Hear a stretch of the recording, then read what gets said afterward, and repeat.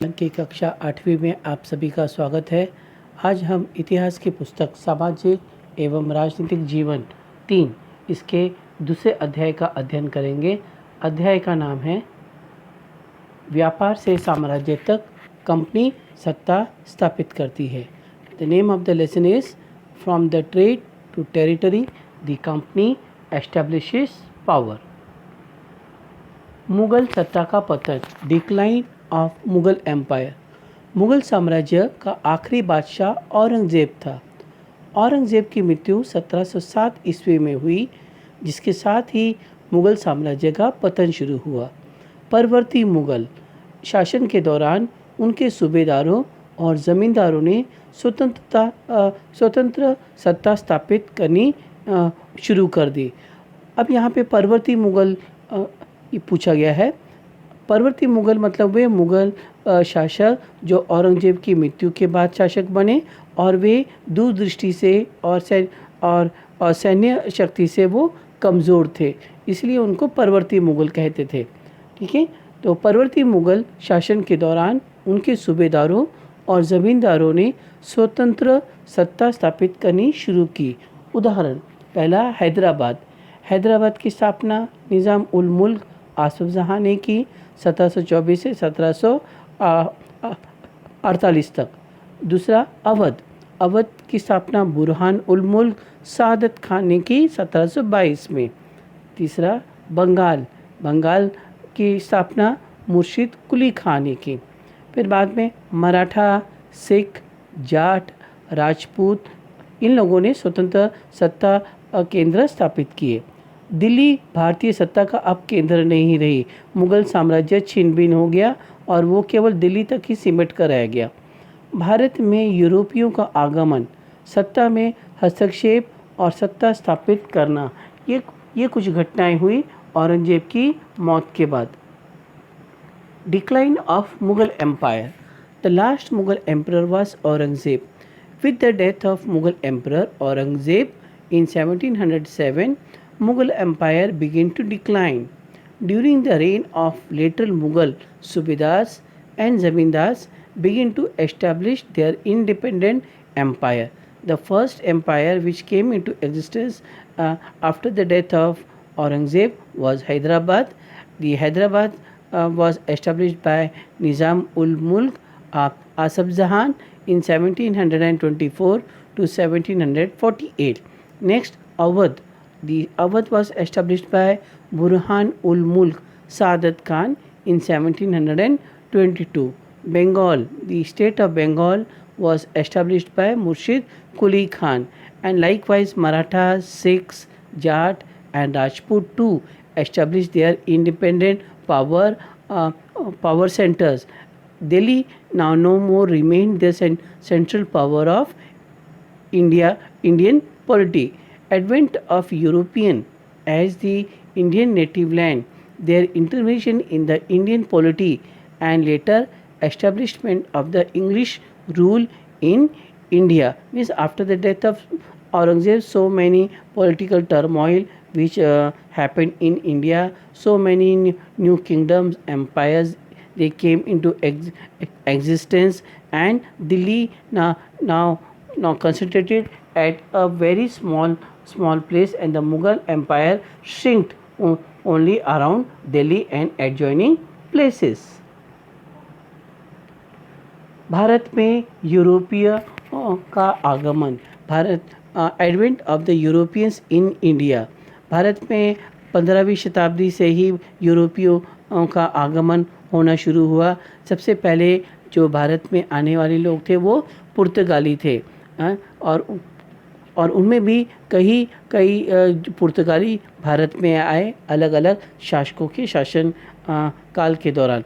सबसे पहला जो यूरोपीय व्यक्ति जिन्होंने भारतीय भूमि पर कदम रखा वो था वास्को द गामा। पुर्तगाली नाविक था वो। वास्को द गामा 17 मई 1498 ईस्वी में आया।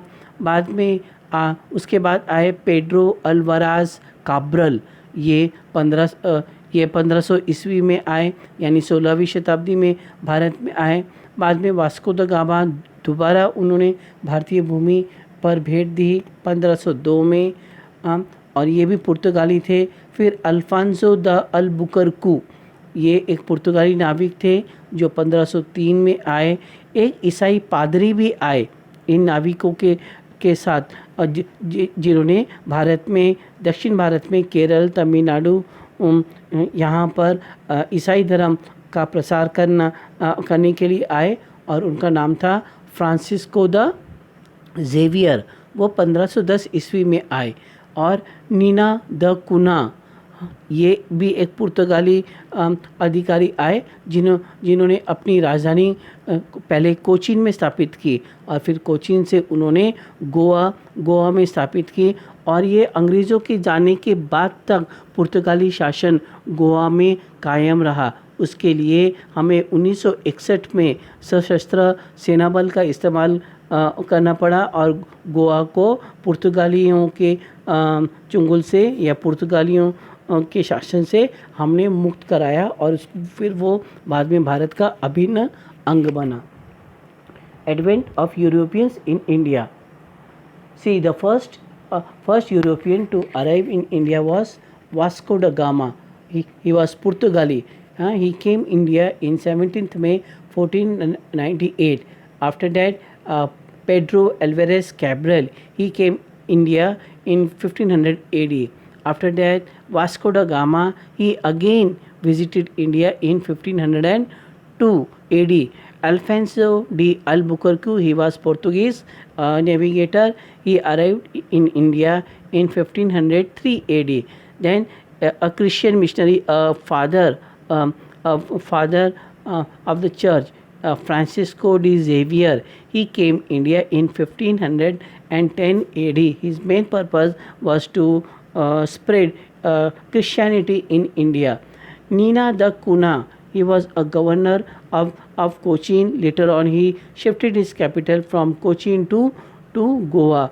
The Portuguese captivated Goa until 1961, when Indian army was used against the Portuguese military to liberate Goa from the clutches of Portugal. So the Portugals were the first to arrive in India. Dutch, उसके बाद कौन आए? Dutch आए। Admiral one दर Hagin 1605 ईस्वी में मसूलीपट्टनम पहुँचे। ये Dutch निवासी थे। भरूच, मुंबई, अहमदाबाद, आगरा और बुरहानपुर में इन्होंने अपनी फैक्ट्रियाँ लगाई। तो डच लोग कब आए भारत में? 1605 में। और उनका नेतृत्व किसने किया? एडमिरल वन दर हेगन। उसके बाद फ्रांसीसी लोग भारत में आए। फ्रांसीसी भारत में 1664 ईस्वी में आए। 1668 यानी 1668 ईस्वी में सूरत में उन्होंने अपनी पहली फैक्ट्री लगाई। बाद में उन्होंने मछलीपट्टनम, चंद्रनगरा, माहे, कराईकाल और कासिम बाज़ार में अपनी फैक्ट्रियाँ लगी। यानी फ्रेंच लोगों ने भी भारत के अलग अलग बंदरगाहों के समीप अपनी फैक्ट्रियाँ लगाई। फैक्ट्रियाँ, यहाँ पे फैक्ट्री शब्द का उच्चारण किया है। फैक्ट्री का मतलब क्या है? ये फैक्टर शब्द से बना है। फैक्टर्स का मतलब क्या है? किसी भी कारखाने में लगने वाले कच्चे माल, यानी इनपुट्स को हम क्या कहते हैं? फैक्टर। भूमि, श्रम, मजदूर, कच्चे सामग्री, इनको हम फैक्टर्स कहते हैं। तो इसी फैक्टर से ये शब्द बना फैक्ट्री। 1674 ईस्वी में उन्होंने एक मुस्लिम अधिकारी से वकील नंदपुरम को अधिग्रहित किया। उन्होंने घूस दी। एक मुगल अधिकारी को घूस दी, जो संभवतः औरंगजेब के साम्राज्य में कार्यरत था, और उसे पांडिचेरी बंदरगाह के रूप में विकसित किया।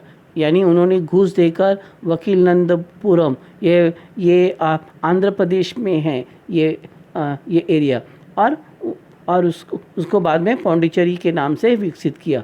डुप्ले नामक गवर्नर ने दक्षिण भारत में फ्रेंच व्यापार को सुदृढ़ किया। तो सबसे पहले देखो कौन आए? पुर्तगाली आए। पुर्तगाली के बाद भारत में कौन लोग आए? डच आए। और डच के बाद कौन आए? फ्रांसीसी आए। Advent of Europeans in India. Dutch Admiral van der Hagen reached at Masulipatam in 1605 AD. Later on, they acquired certain places to develop as their factories, like Bharuch in Gujarat, Mumbai, Ahmedabad, Agra, and Burhanpur. There, they laid down their factories and carried over their business. Then came French. French came to India in 1664 AD. They established their factory at Surat in 1668 AD. Later, they established their factories at the various coastal ports of India like Machilipatnam, Chandranagara, Mahe, Karaikal, and Kasim Bazar. In 1674 AD, they acquired Vakil Nandapuram from Mughal Muslim officer and developed it as Pondicherry. This Muslim officer was perhaps during the reign of Aurangzeb or Jahangir. Governor Dupleix strengthened French trade in the South India. He developed his trade on the basis of his military might or the gun point. पूर्व में east India का आगमन. Now east India arrive in India in 1600 AD. मतलब east India सबसे आखिरी में आने वाली यूरोपियन सत्ता थी या यूरोपियन शक्ति थी, ठीक है. और वो 1600 ईस्वी में भारत में आई. 1600 ईस्वी में ऐसा क्या हुआ कि उनका भारत की ओर आने का रास्ता सरल हो गया. 1600 ईस्वी में ईस्ट इंडिया कंपनी ने इंग्लैंड की महारानी एलिजाबेथ प्रथम से दक्षिण पूर्वी एशियाई देशों के साथ व्यापार करने का चार्टर यानी इजाज़तनामा हासिल किया. 1602 में इसे यूनाइटेड ईस्ट इंडिया कंपनी कहा जाने लगा. इन्होंने सूरत, भरूच, कोचीन, मसूलीपट्टनम आदि में अपने गोदाम और फैक्ट्रियां स्थापित कर पुर्तगालियों को चुनौती दी. 1617 ईस्वी में जेम्स प्रथम का राजदूत बनकर सर थॉमस रो जहांगीर के दरबार में आए और मुग़ल साम्राज्य के अधीन क्षेत्रों में फैक्ट्रियां स्थापित करने का अधिकार प्राप्त कर लिया. और इस तरह से उन्होंने आगरा, अहमदाबाद, भरूच इत्यादि में अपनी फैक्ट्रियां स्थापित की. 1639 ईस्वी में उन्होंने चंद्रगिरी राजा से मद्रास प्राप्त किया और उसे फोर्ट सेंट जॉर्ज के नाम से विकसित किया. 1662 ईस्वी में पुर्तगालियों ने इंग्लैंड के राजकुमार चार्ल्स द्वितीय को मुंबई बतौर दहेज के रूप में भेंट किया और इस तरह से पुर्तगालियों से उन्होंने मुंबई को प्राप्त किया. और देखिए, अगर आप मुंबई वीटी में जाएंगे तो वहाँ पर आपको गेटवे ऑफ इंडिया दिखाई देगा, जो कि ताज होटल के अपोजिट में है, विपरीत दिशा में है. और उसके ऊपर बड़े बड़े अक्षरों से जो है इसमें वो संदेश लिखा है कि पुर्तगालियों ने राजकुमार चार्ल्स द्वितीय, इंग्लैंड के राजकुमार चार्ल्स द्वितीय से अपनी पुत्री की शादी करवाई और उनको मुंबई बतौर उन्होंने दहेज के रूप में दिया 1662 ईस्वी में. तो 1690 ईस्वी में उन्होंने 3 गांव खरीदे और उसे फोर्ट सेंट विलियम्स के नाम से विकसित किया, जो हुगली नदी के किनारे पर स्थित था. तो ये जो इस तरह से ये ईस्ट इंडिया कंपनी भारत में आई उन्होंने जब महारानी एलिज़ाबेथ से जब चार्टर हासिल किया तो उस चार्टर के अंतर्गत ये लिखा हुआ था कि ब्रिटेन की और कोई भी दूसरी कंपनी, व्यापारिक कंपनी भारत, दक्षिणी एशिया और चीन के साथ व्यापार नहीं करेगी। इस तरह से उन्होंने इंग्लैंड में अपनी प्रतिद्वंद्विता समाप्त कर ली और इस तरह से वे एक इंग्लैंड की सबसे बड़ी व्यापारिक कंपनी बन गई, क्योंकि उस वक्त व्यापार पर एकाधिकार प्राप्त करके ही सबसे ज़्यादा मुनाफा कमाया जा सकता था। तो इस तरह से इंग्लैंड सबसे बाद में भारत में व्यापार करने के लिए आए, लेकिन आते ही उन्होंने अपनी स्थिति को मजबूत बना लिया। ऐसे कैसे मजबूत बना लिया? क्योंकि उनके पास नौसैन्य शक्ति थी, नेवल जो आर्मी नेवल फोर्स थी और आर्मी भी उनकी काफ़ी संगठित थी, काफ़ी अनुशासित थी। तो इन दोनों के बल पर उन्होंने भारत में अपने व्यापार को प्रतिस्थापित किया।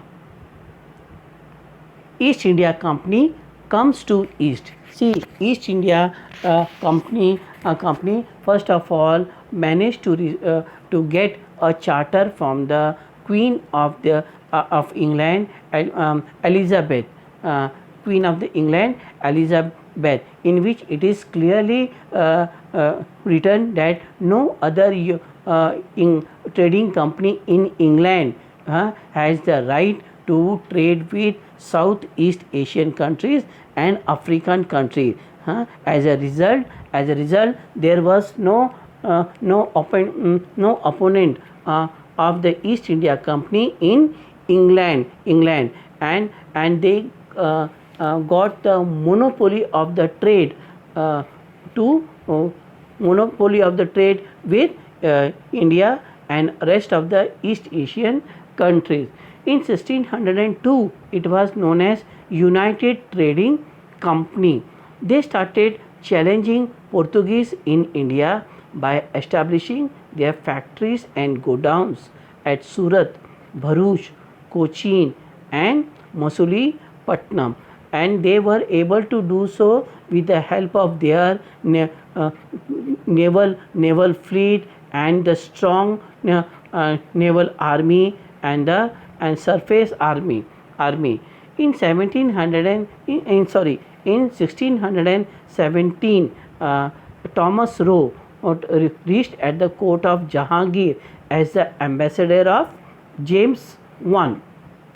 Who was James I? James I was the Prince of England. So Thomas Roe, on behalf of the James Roe, arrived at the court of Jahangir. He managed to get a charter regarding the establishment of factories under Mughal territories, and thus way he established his factories at Agra, Ahmedabad and Bharuch. Constantly we are using the word factories. What does factory mean? The word factory is derived from the word factors.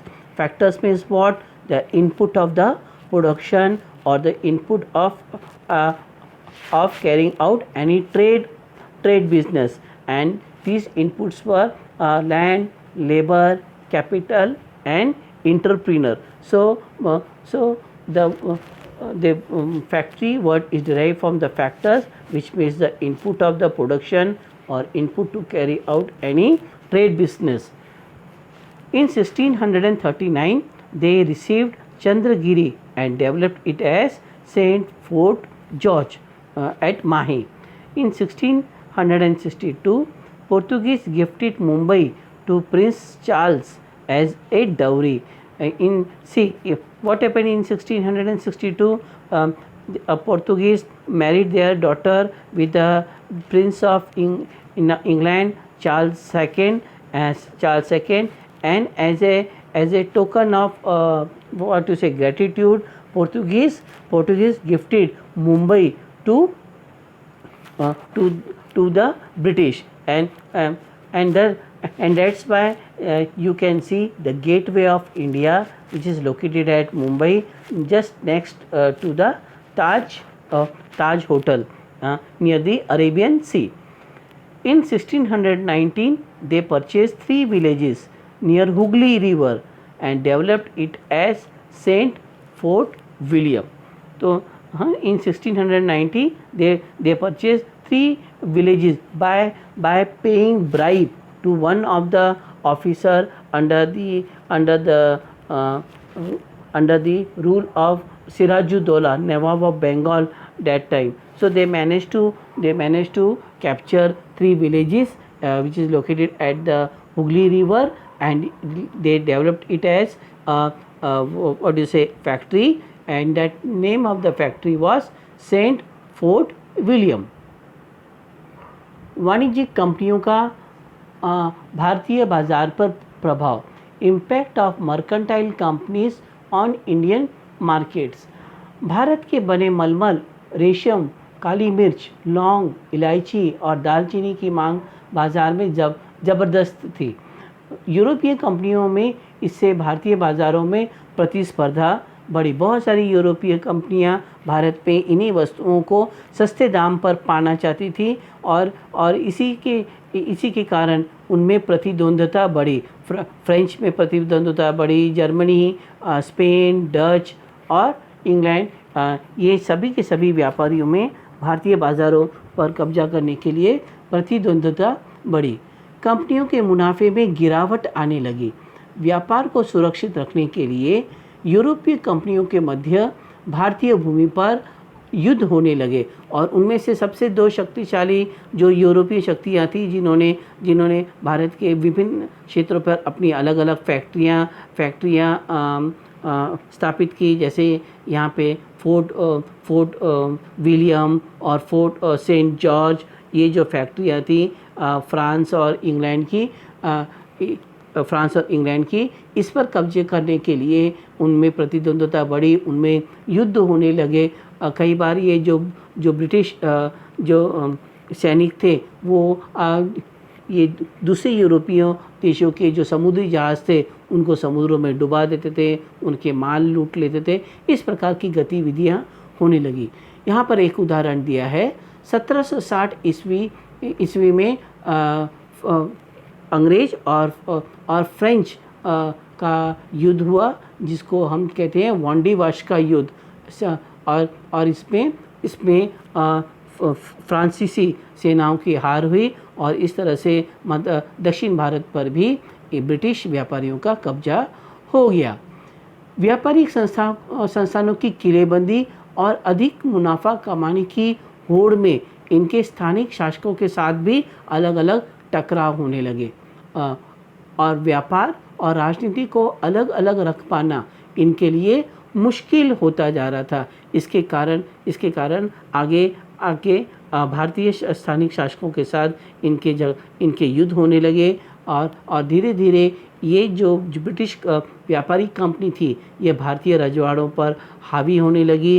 अंदरूनी कलह का फ़ायदा लेकर उन्होंने एक के बाद एक प्रांत हथिया लिए, और इस तरह से ये व्यापार से अब धीरे धीरे शासक बनने की दिशा में आगे बढ़ने लगे। Impact of the mercantile companies on Indian market.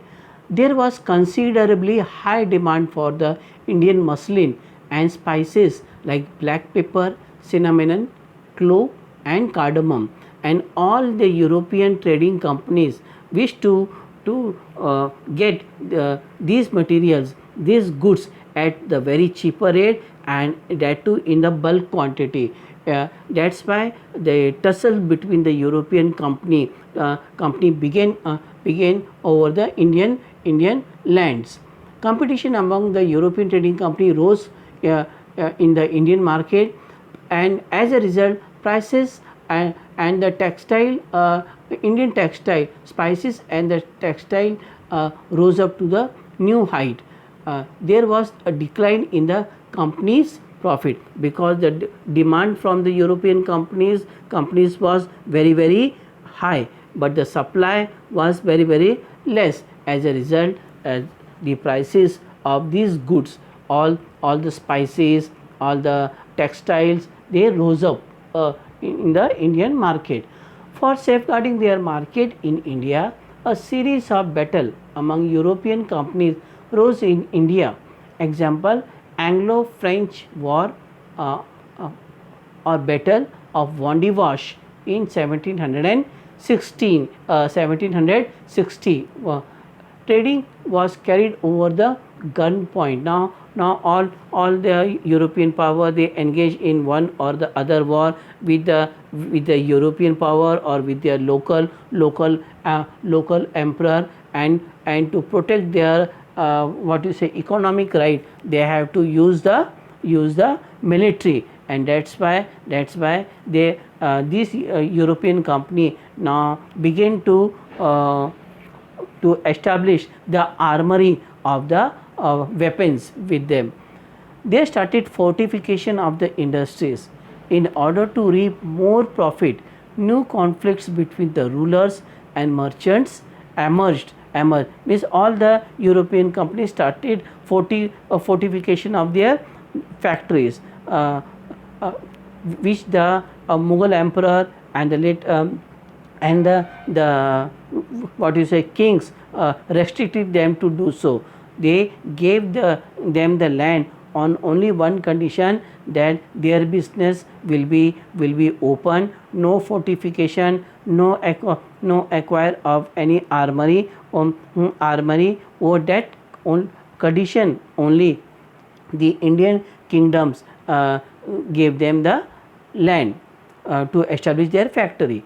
It is becoming harder to keep apart trade and politics. Now this European power began to interfere in the Indian polity or the local polity. They started following the policy of divide and rule among the Indian princes or the kingdoms. East India company Bengal में व्यापार शुरू करती है. East India company begins the trade in Bengal. East India company की पहली factory 1651 में हुगली नदी के किनारे शुरू हुई. 1696 ईस्वी में कंपनी ने इसके चारों ओर किलेबंदी करनी शुरू की. कंपनी ने मुगल अधिकारियों को रिश्वत देकर हुगली नदी तट के 3 गांव खरीद लिए, और वो गांवों के नाम कौन से हैं? सुल्तानौती, गोविंदपुरा और कालीकट्टा, जिसको आज हम कलकत्ता के नाम से जानते हैं. वहाँ उन्होंने फोर्ट सेंट विलियम फैक्ट्री स्थापित की, जो बाद में कलकत्ता के नाम से प्रसिद्ध हुई. मुग़ल बादशाह औरंगजेब ने ईस्ट इंडिया कंपनी को निःशुल्क व्यापार करने का फरमान जारी किया. ये निःशुल्क व्यापार क्या होता है कि मतलब किसी भी यूरोपियन व्यापारी को किसी भी प्रकार का व्यापारिक कर नहीं चुकाना पड़ेगा. ये उन्होंने एक विशेष जो आदेश इन ब्रिटिश व्यापारियों के लिए जारी किया. यहाँ पर एक बात ध्यान दीजिए कि ये जो सहूलियत थी वो भारतीय व्यापारियों के लिए नहीं थी. अब इससे क्या हुआ कि हमारा जो व्यापार संतुलन था वो असंतुलित हो गया. यानी भारतीय व्यापारियों के द्वारा बेचे जाने वाले सामान महंगे होते थे. क्यों महंगे होते थे? क्योंकि उन्हें ये जो क्या कहते हैं व्यापार शुल्क उन्हें माफ़ नहीं था. उनको व्यापार शुल्क देना पड़ता था, जबकि यूरोपियन व्यापारियों को व्यापार शुल्क नहीं देना पड़ता था. तो कंपनी के अन्य अफसर जो निजी तौर पर भी व्यापार चलाते थे, उन्होंने भी अब व्यापार शुल्क देना बंद कर दिया. देखिए यहाँ पर जो औरंगजेब ने जो उन्हें परमिशन दी थी, ये जो आदेश दिया था, वो केवल ईस्ट इंडिया कंपनी को ही दिया था. अभी ईस्ट इंडिया कंपनी में काम करने वाले अन्य अधिकारी भी थे जो निजी तौर पर भी व्यापार करते थे. उन्होंने भी अब व्यापार शुल्क देना बंद कर दिया. इससे बंगाल के राजस्व में कमी आई और मुर्शीद कुली खां के साथ कंपनी के टकराव बढ़ने लगे. जब मुर्शीद कुली खां ने जो ऐसा करने से मना कर दिया, यानी उन्होंने ईस्ट इंडिया कंपनी पर नए सिरे से व्यापार शुल्क लगाने शुरू किए, तो वो एक युद्ध का कारण बना. East India company begins trade in Bengal. The first English factory established over the bank of Hooghly River in 1651. So the first English factory was established at the bank of Hooghly in the year 1651. In 1696, company began fortification around it. The company bribed the Mughal officer and managed to acquire 3 lands over the bank of river Hooghly, and the name of that 3 villages are Sutanoti, Govindpura and Kolkata, Kalikata. There they established their factory, and the name of that factory was Saint Fort William. Later it came to be known as Calcutta. Mughal emperor issued an royal order, whom we call Farman, to East India Company to trade free in India. Means they needn't to pay any excise duty or any kind of the tax for carrying out trade in Bengal. See, this such type of the privilege was not given to the Indian traders. As a result, East India Company reaped more profit out of trade, whereas our Indian trader, they suffered huge losses. Why they suffered huge losses? Because they have to pay all type of excise tax, excise duty and other kind of the tax. As a result, their commodities became more expensive in comparison to the British counterpart. As a result, there was an imbalance of the trade. England earned more profit and Indian earned less profit. On account of this, there was considerable decline in Bengal's revenue, because nobody is giving tax, nobody is paying any tax. Then how could revenue will be generated in an economy? As a result, the treasury of the Bengal went down. So that's why Murshid Quli Khan decided to take back such a privilege from the East India Company, and they compelled them to pay newer rate of taxes, and this was the main cause of the battle later on, or the fight between Nawab and East India Company. From trade to battle, व्यापार से युद्ध तक। देखो, अभी तक हमने जो पढ़ा उसका सार क्या है कि ईस्ट इंडिया कंपनी जब भारत में आई तो उन्होंने अलग अलग देसी राजा रजवाड़ों से उन्होंने अलग अलग प्रकार की रियायतें ली। कई बार उन्होंने जो है मुग़ल अधिकारियों को जो रिश्वत देके गांव खरीद लिए, ठीक है। और इस तरह से उन्होंने धीरे धीरे भारतीय व्यापार पर उन्होंने कब्जा किया।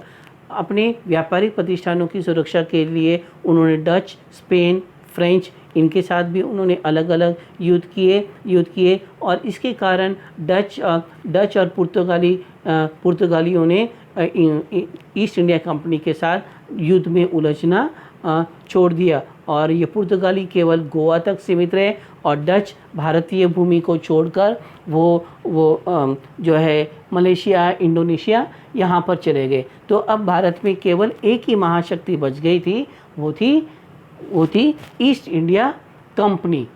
तो यही हम बात करेंगे इसके बारे में।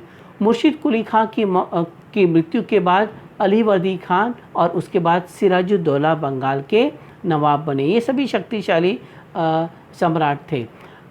और बंगाल के साथ ईस्ट इंडिया कंपनी के मनमुटाव के क्या कारण थे? नवाबों ने कंपनी को रियायत देने से मना कर दिया, यानी अब उन्हें ईस्ट इंडिया कंपनी को भी नए सिरे से टैक्स देना बाध्य कर दिया। व्यापार के बदले कंपनी ने ईस्ट इंडिया कंपनी से नजराने मांगने शुरू किए, गिफ्ट्स, फोर्सफुली गिफ्ट, जो कि कई लाखों में, करोड़ों में हुआ करते थे, या कई कीमती जवाहरातों के रूप में या कीमती मणियों के रूप में होता था, टोपाज, सफ़ायर वगैरह। इस तरह से कंपनी टैक्स चुकाने के पक्ष में नहीं थी। जब अब बंगाल के नवाब उन्हें टैक्स चुकाने के लिए कह रहे थे, लेकिन कंपनी टैक्स चुकाने के पक्ष में नहीं थी। नवाबों ने कंपनी को सिक्के ढालने का अधिकार नहीं दिया। अब ईस्ट इंडिया कंपनी जब भारत में आई तो उन्होंने मुंबई में सबसे पहले अपनी टकसाल स्थापित की और अपने अपने देश के नाम से उन्होंने सिक्के गढ़े। बंगाल में भी उन्होंने इन सिक्कों का प्रचलन करने की कोशिश की, लेकिन नवाबों ने उन्हें मना कर दिया। कंपनी को अपनी फैक्ट्री की किलेबंदी करने पर रोक लगाई। सिराजुद्दौला ने पहले ही ईस्ट इंडिया कंपनी को ये आदेश दिया कि वो अपनी फैक्ट्री के चारों ओर ऊंची दीवारें खड़ी नहीं करेंगे। उनका जो व्यापार होगा वो खुले रूप से होगा उस पर, ताकि नवाब उसकी निगरानी रख सके। कंपनी पर धोखाधड़ी का भी आरोप था। नवाबों के राजस्व में इस समय बहुत सारी गिरावट होने लगी। कंपनी के जो अधिकारी वर्ग थे वो भी नवाबों को कई अपमानजनक चिट्ठियाँ लिखते थे, उनका अपमान करते थे और नवाबों की बेतुकी मांग के कारण कंपनी के राजस्व में भी गिरावट आई। दूसरी ओर ईस्ट इंडिया कंपनी से बार बार जो बंगाल के नवाब थे वो बड़ी बड़ी धनराशियों में उनसे नजराने मांगते थे। तो इसके कारण जो ईस्ट इंडिया कंपनी को जो लाभ हो रहा था वो लाभ में भी गिरावट आनी शुरू हुई। तो ये एक पार्श्वभूमि थी, एक पहला कारण था ईस्ट इंडिया कंपनी और बंगाल के नवाब सिराजुद्दौला के बीच अनबन की। After the death of Murshid Quli Khan, Ali Wardi Khan and later Sirajuddaulah became the Nawab of Bengal. All were equally strong and able rulers. Nawab refused to grant any trade concession to the company. Instead, they started demanding nazranas. See, now Murshid Quli Khan and later Sirajuddaulah, they compelled East India Company to pay the new rates of taxes. Moreover, they began to demand nazranas, which amounted to several lakh rupees, or in the form of precious diamonds, stones like ruble, sapphire, like that. Company was not in a mood to pay trade taxes. Nawab denied them the right to mint their own coins. When East India Company came in India in 1608, and when they established their power at Bombay in 1651, they started minting their own coins, and started trading with only those coins. But now Nawab restricted them to use their coins or to mint new coins. They compelled them to use the coins issued by the Nawab like that. They instituted company to operate their business open, refused them to fortify their factories. All the Nawab and Sirajuddaulah, they compelled them not to fortify around their factories. Their trade should operate in open, so that the Nawab can have an inspection over their business establishment. But the East India Company was not in a mood to do so. Why? Because they were not trading in goods and commodities, but now they are borrowing all the military armory from England to the native land, so that to strengthen their position in India. Company tried to defame the dignity of Nawabs and his officials by sending insulting letters and baseless allegations. Moreover, the allegations of forgeries levied upon the company by Nawab, and there was a decline in the revenue of the Nawab.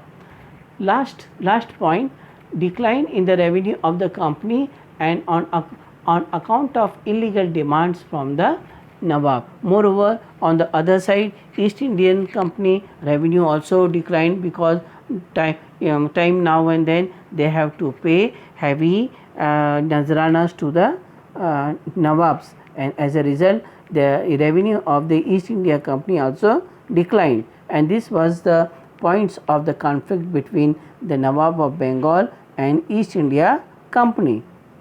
Now battle of Plassey, Plassey का युद्ध।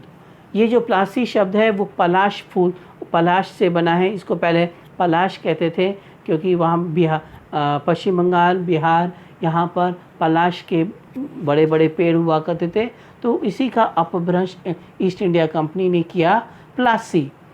प्लासी का युद्ध Robert Clive और बंगाल के नवाब सिराजुद्दौला के बीच 23 जून 1757 में हुआ।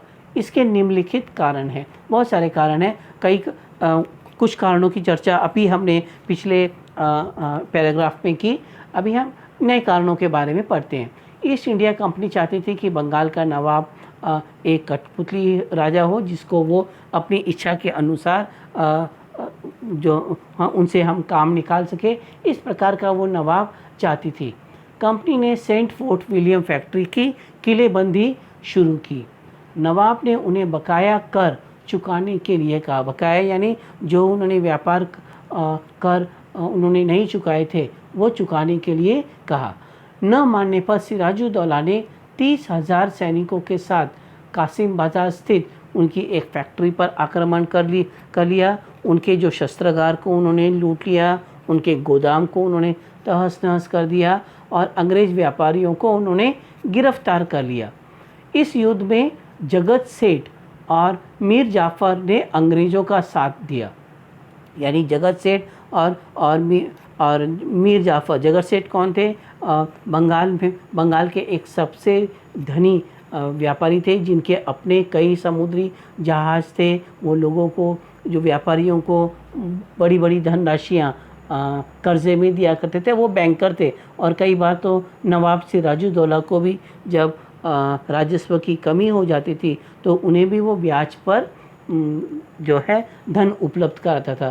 तो ये अंग्रेज़ों के साथ मिल गए। मीर जाफ़र वो भी अंग्रेज़ों के साथ मिल गए और रॉबर्ट क्लाइव अपने नौसेना के साथ मद्रास से कोलकाता पहुंचा और सिराजुद्दौला को उन्होंने हराया और उसको मौत के घाट उतार दिया, यानी उनकी हत्या कर दी। और उनकी हत्या करने के बाद मीर जाफ़र को कंपनी का मीर जाफ़र को जो बंगाल का शासक बनाया। कंपनी का शासक नहीं, बंगाल का नवाब उन्होंने बनाया।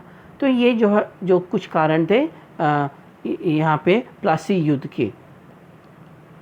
Battle of Plassey in 1756 when Sirajuddaulah became Nawab, he established control over company's port at Kasim Bazar and Kolkata. So this was the first prime reason for the conflict between the East India Company and Bengal, or the Battle of Plassey.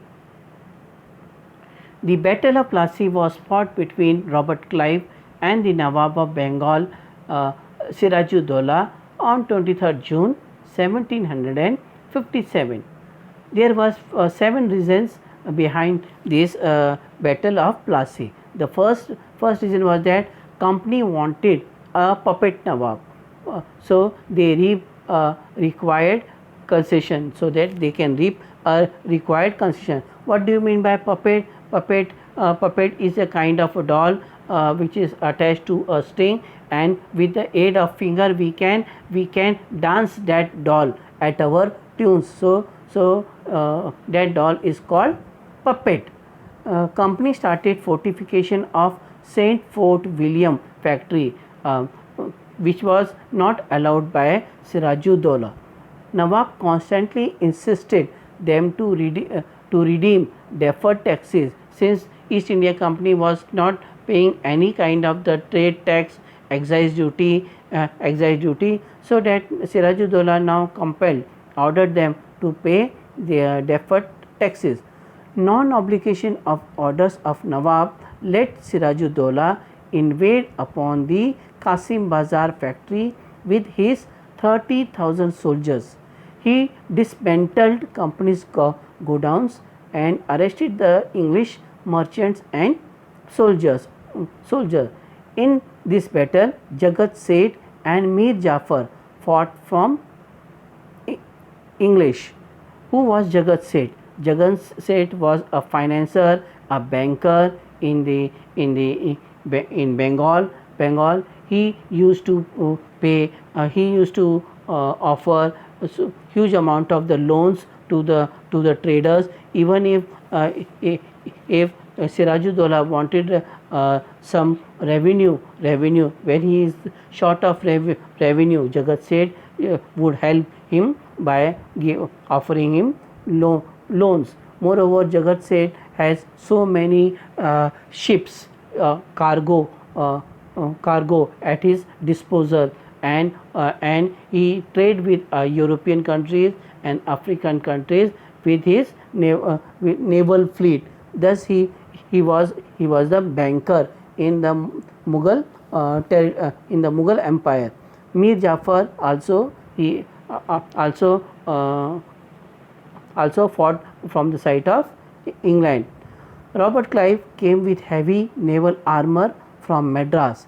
He defeated Sirajuddaulah, assassinated him, and set a puppet Nawab Mir Jafar over the throne of Bengal. So this was the end result of the Battle of Plassey. Now Battle of Buxar, Buxar का युद्ध 22 अक्टूबर 1764 में east India company के अफसर Hector Munro और अवध के नवाब शुजाउद्दौला, मुग़ल बादशाह शाह आलम और बंगाल के नवाब मीर जाफ़र के बीच में हुआ। तो बक्सर का युद्ध कब किन के बीच में हुआ और कब हुआ? बक्सर का युद्ध 22 अक्टूबर 1764 में हुआ। एक तरफ हेक्टर मुनरो थे और दूसरी तरफ मीर कासिम थे, अवध के नवाब शुजाउद्दौला थे और मुग़ल बादशाह शाह आलम थे। The battle of Buxar was fought between East India company officer Hector Munro and Nawab of Awadh Shujauddaula, Mughal emperor Shah Alam and Nawab of Bengal Mir Qasim.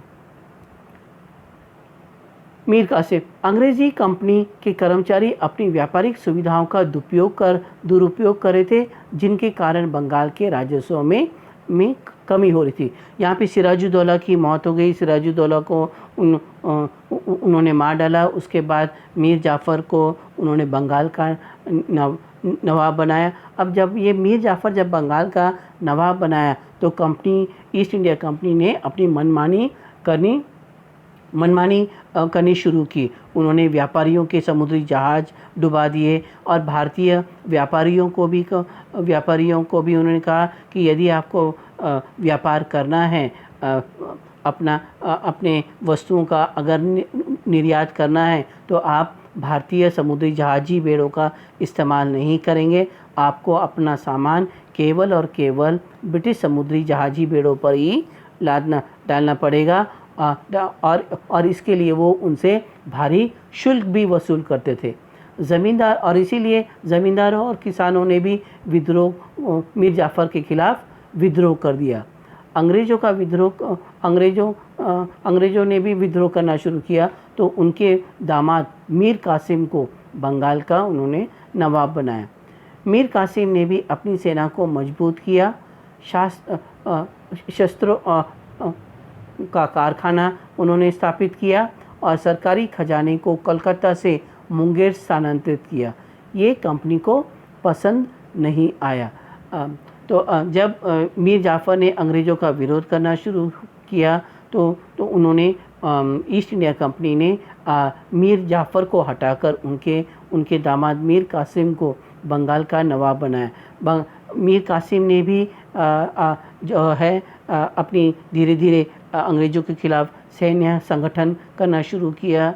उन्होंने अपनी आर्मरी यानी शस्त्रागारों का कारखाना भी उन्होंने स्थापित किया और सरकारी खजाने को कलकत्ता से मुंगेर लेके गए। ये सब जो उनके उपाय थे वो ईस्ट इंडिया कंपनी को नागवार गुजरे और इसीलिए मीर कासिम ने अंग्रेज़ों के साथ साथ भारतीय व्यापारियों को भी बिना कर दिए व्यापार करने की छूट दे दी। इससे अंग्रेज़ों और नवाबों के बीच शत्रुता और भी बढ़ गई। मीर कासिम ने देखा जब कोई भी ईस्ट इंडिया कंपनी के व्यापारी कर नहीं चुका रहे तो फिर भारतीय व्यापारियों से किस बात का व्यापार शुल्क लेना चाहिए। तो इसलिए उन्होंने भारतीय व्यापारियों को भी जो कर मुक्त व्यापार करने की छूट दे दी और यही कारण बना बक्सर के युद्ध का। East India Company officer began to misuse their power. As a result, the revenue of the Bengal declined. Soon after the assassination of Sirajuddaulah, the Nawab of Bengal, Mir Jafar, when became the puppet Nawab of Bengal, he was unable to rule over Bengal as per his will. The company officers started misusing their power. They started assaulting the Indian traders to sell their produce at a very less price. Moreover, they compelled the Indian traders, if they want to export their goods to to other foreign countries, they have to use the British naval cargo. If they use their own naval cargo, their naval ship was submerged in the sea, and they were looted and plundered. So as a result, the revenue of the Bengal declined considerably. The revolt of zamindars and farmers also began when Mir Jafar personally started opposing East India Company. He was replaced by his son-in-law, Mir Qasim. Mir Qasim also started strengthening his army. He established his armory factory and also shifted his treasury from Calcutta to Munger. It is not welcomed by the company. Mir Qasim offered a duty-free trade to the Indian traders and merchants also, and this led more fierce conflict between Nawab and the company, and this laid the foundation of the Battle of Buxar in 1764.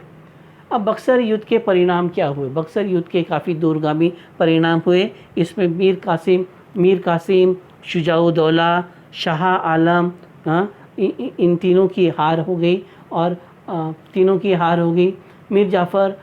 Mir Jafar को दोबारा बंगाल का नवाब बनाया गया। Mir Qasim again became the Nawab of Bengal.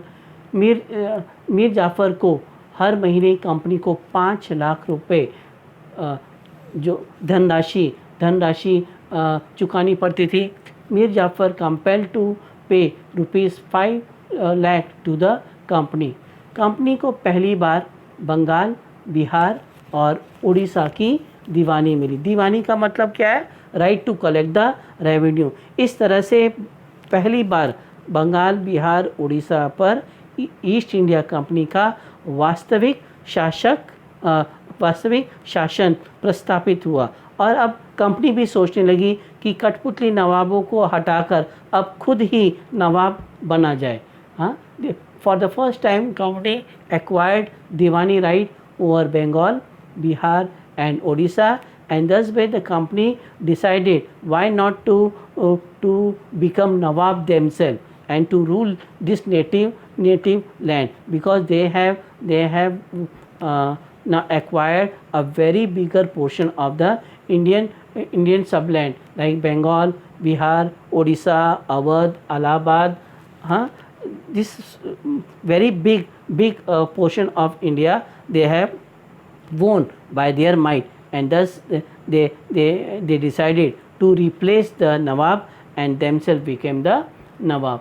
In this battle of the Buxar, both the three powers, the Nawab of Awadh Shujaudollah, Mughal Emperor Shah Alam II, and Mir Qasim, they defeated, and thus it was a very biggest victory of East India Company, and it was the landmark victory over India, and thus they decided to become king or become the Nawab themselves. Thus way we have finished the first part of this lesson. You go through the points and do the homework. इस तरह से हमने इस अध्याय 2 के पहले भाग का हमने अभी तक अध्ययन किया। इसके मुख्य बिंदुओं को आप अपनी नोटबुक में लिखिए और इसको याद कीजिए और होमवर्क कीजिए। धन्यवाद।